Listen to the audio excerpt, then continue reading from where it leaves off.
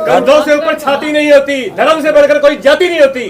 जय श्री राम। ये जो आज का चुनाव 5 तारीख को होना है, ये चुनाव बत्रा जी और मनीष में नहीं है, ये चुनाव हुड्डा और मनीष जी के अंदर है। क्या बात है, हमारी लड़ाई हुड्डा से है। क्या बात है। मनीष जी प्रचार करने पहुंचे हैं, जब कैसा जन समर्थन मिल रहा है? आप खुद देख रहे हैं, अपने कैमरे में आपने कैच किया है किस तरह रोहतक की जनता ने विशेष तौर से प्यार, क्योंकि ये हमारे डॉक्टर मंगल सैन जी का और हमारे पूजनीय सेठ श्री किशन दास जी का, दोनों ये उनके गढ़ है परिवार का। इस परिवार के गढ़ की वजह से पूरा जन समर्थन हमें मिल रहा है। मैं विशेष तौर से आदरणीय श्री मनमोहन गोयल जी का और राजू कमल सहगल जी का और सभी सम्मानित कार्यकर्ताओं का जिस तरह प्यार और स्नेह मिल रहा है, मैं सबका विशेष रूप धन्यवाद करना चाहता हूँ। संकल्प पत्र आया आपका, जो हुड्डा है उनका ये कहना है कि टोटल जो है नकल की गई है हमारे संकल्प पत्र। अब वो ज़्यादा नकल मारने वो बताएंगे हमें। जहाँ 10 साल बीएड की डिग्री एक तूड़े के कमरे से मिलती थी, जो बीएड की डिग्री तूड़े से कमरे मिलकर जिस टीचर ने डिग्री लेनी है वो 35 साल बच्चों को पढ़ाएगा, वो क्या पढ़ाएगा?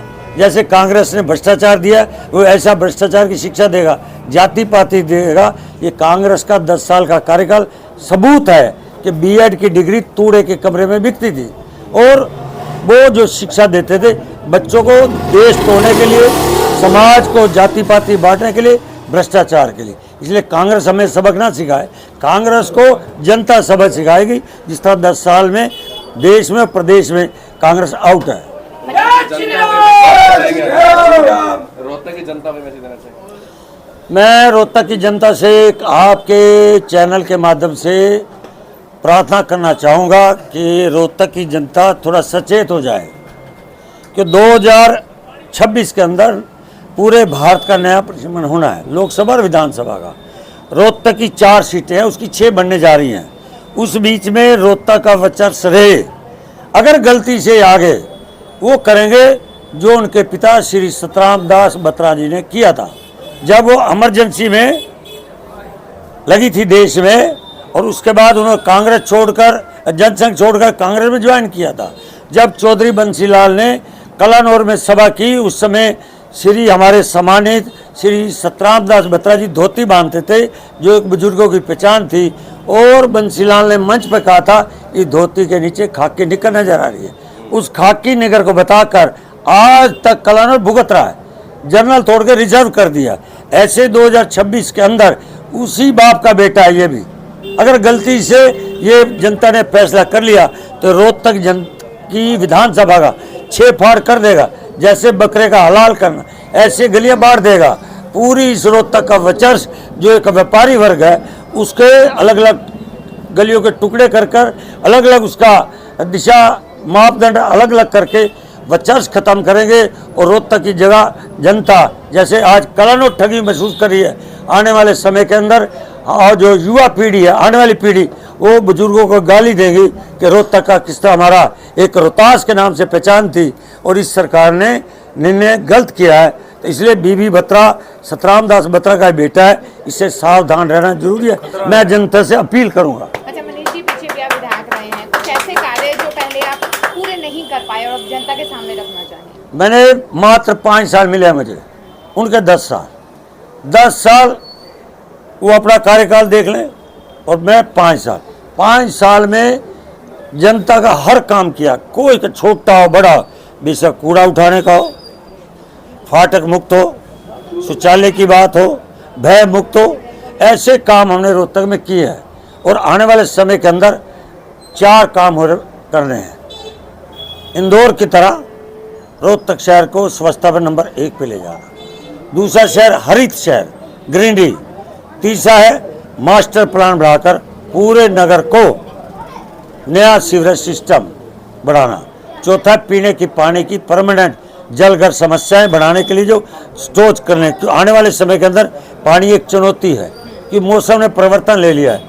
जहाँ पहले सर्दी ज़्यादा पड़ती थी वहाँ कम होने लगी, जहाँ गर्मी थी और गर्मी होगी, बारिश भी बेटाइम होने लगी, जिससे पानी की आने वाली चुनौती है। इन 4 काम करने हैं और 4 काम तब हो सकते हैं जब देश के प्रधानमंत्री जी और हमारे शहरी मंत्री श्री मनोहर लाल जी रोहतक की हरियाणा की जनता को पैसे देंगे।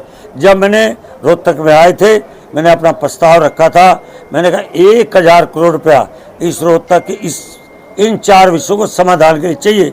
तो श्री मनोहर लाल जी वहाँ पर मोहर लगाकर गए हैं। आने वाले समय ये 4 काम रोहतक की जनता करेंगे। डोर टू डोर करने पहुंचे मनीष ग्रोवर के साथ, क्या कहना चाहिए? इलेक्शन का ये जो पर्व होता है, उसके लिए लोगों के समक्ष जाना, लोगों से वोट की अपील करना, उसी के लिए आज गोहाना अड्डा से शुरू हुआ था ये प्रोग्राम और ये बाबरे मोहल्ले तक चलेगा। और इसमें सभी पार्टी के कार्यकर्ता सब हम मिलकर इसको कर रहे हैं। मेरे साथ आदरणीय मनीष ग्रोवर जी, भाई राजकमल सहगल जी, सभी कार्यकर्ताओं ने कंधे से कंधा मिलाकर लोगों से वोट का अपील की है और आने वाली 5 तारीख को भारतीय जनता पार्टी के लिए कमल के निशान पर मोहर लगाने की अपील की है।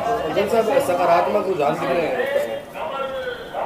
देखिए, अभी इलेक्शन स्टार्ट हुआ है और भारतीय जनता पार्टी का काफ़ी कार्यकर्ताओं का साथ है।